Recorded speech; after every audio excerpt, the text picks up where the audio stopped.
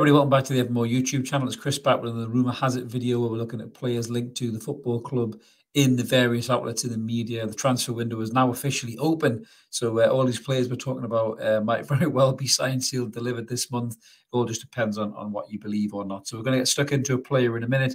It's a defender, so it's an interesting one, a defender in a problematic area, which is left back for us. So it could be something in this, I think.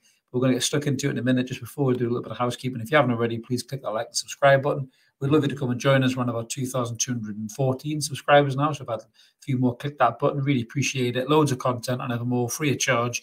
Don't charge anybody for this. We do 2 live shows Mondays and Wednesdays and pop-up videos just like the one you're watching about transfer rumours. So let's have a look at this player then. Who are we talking about?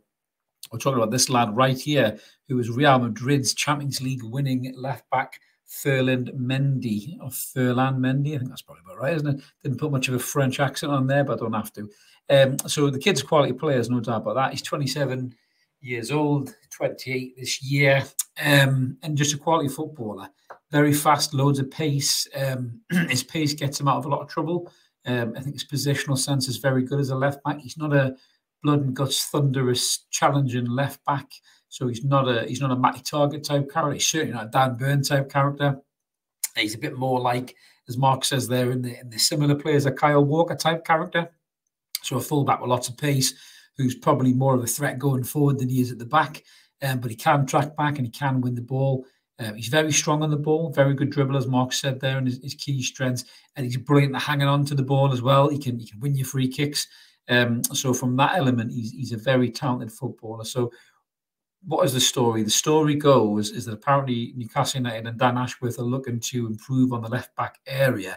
There's obviously been some problems with Matty Targett. We've all wondered what the problems are. Apparently, what the issue is, he's been nursing a heel injury. He's been dealing with it all season, and he's been able to manage it. But Eddie Howard now says it's way too painful for him, so he's going to have a period out of the team, which explains why he wasn't in the squad for the Leeds game, which was disappointing. Dan Burn has done very, very well. He's a great defender, as the radar shows on the opposite side, which we'll look at in a bit more detail in a minute. But he can't really go forward much, Dan Burn. He's very good for a big lad on the ball, but he's not got a lot of pace. He's not got a lot of trickery. He's not got a lot of ability to cross the ball.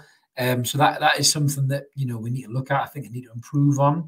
And the story goes is that apparently we have made a very big offer, is what the description is, to this player. But Real Madrid aren't interested in selling them in this January window. So the story's kind of come out of a French outlet called Foot, is it Mercato? So apparently, yeah, we are offering a big deal on the table to Ferland Mendy. Paris Saint-Germain are also sniffing, so that shows you the calibre of player that you're talking about here. You can see from his history there, he's obviously got history in Ligue 1. That's where he came from. He's had 9 caps for France, 47 games for Le Havre, 2 goals, 6 assists. Moved to Lyon, did really well there, 57 appearances, beg your pardon, 2 goals and 6 assists. You see he's been at Real Madrid since 2020, 85 appearances, 4 goals and 5 assists. He's been able to find the back of the net as well from the full-back area, which is really good. Very similar to Kieran Trippier on the opposite side for us, which I think this kind of signing would give us balance. I don't know how much truth there is in this. It could just be agent talk trying to get him either a better contract at Real Madrid or possibly a move to Paris Saint-Germain. So I'm not sure how much truth there is in this, but I definitely think we need a left back, whether it be this January or whether it be in the summer. I think this position possibly might be filled in the summer over this transfer window. As Eddie Howe says, you don't stitch yourself up for future transfer windows with FFP. Not that people like Chelsea or Liverpool or anybody else seem to have to follow those rules, but we do, because we're Newcastle United and the microscope was on us.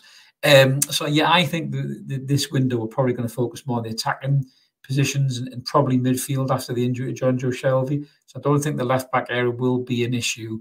I think, obviously, we've got Dan Burn. If they can sort Matty Targett's heel out, you've still also got players like Jamal Lewis in the squad. Manquillo can fill in at left-back. If Dummett ever gets himself fit, could be another option as well. So I think there is areas to fill there in the left back position that can do a job. So I'm not sure this is a massive transfer for us. But listen, the lad is a very good player. From a tackling point of view, you can see his tackles per 90 minutes are quite low, actually. 1.23 tackles a game. So in terms of players in that position, he's only in the 7th percentile, but interceptions, he's a bit higher. He's in the 44. Where he really scores high is his passing completions. You can see there. He doesn't do a lot of crossing in a game, but he does break up the play well. He intercepts the ball. He breaks at pace. He kind of cuts it inside to maybe an attacking midfielder, because obviously Real Madrid play slightly different football in La Liga. But you can see how he compares to Dan Burn on the side in terms of everything else you would expect, assists and progressive passes and crossing and everything else. He's way ahead of Dan Burn. But in terms of your pure defender, interception and blocks and everything else, Dan Burn is massively ahead of him. So you're talking about chalk and cheese here. So in terms of that variety, it wouldn't be a bad idea to have a player like that in the squad. But, he's valued at about 45 to 50 million quid. That could spunk most of the budget for January. So I'm not entirely sure that there is a lot of truth in that. He isn't very good in the air and his crossing's quite weak. So might be able to get somebody who's a little bit better suited to us than Mendy. But let us know what you guys think in the comments below. Do you think Mendy would be a good signing or not? Or would it just be one of those big names, for signing's sake? We want somebody who's going to better the team, improve the squad. I think at the minute we can manage on with the left-back position until the summer. For me, it's more midfield at the minute. But again, like I say, let us know whether you agree or disagree with it. We'd love to hear from you. Always try and engage with it. And as I mentioned at the start, if you haven't already, please click that like and subscribe button. We'd love you to come and join us. Like this video. It really helps to get out and reach a few other people who maybe haven't come across Evermore yet. We're still fairly young on the podcast and seeing we're only just over a year old. We've had an unbelievable year thanks to you amazing people. So this is Chris signing off. Let's keep supporting that team. We'll call United. We'll be back with some more transfer banter soon. See you later.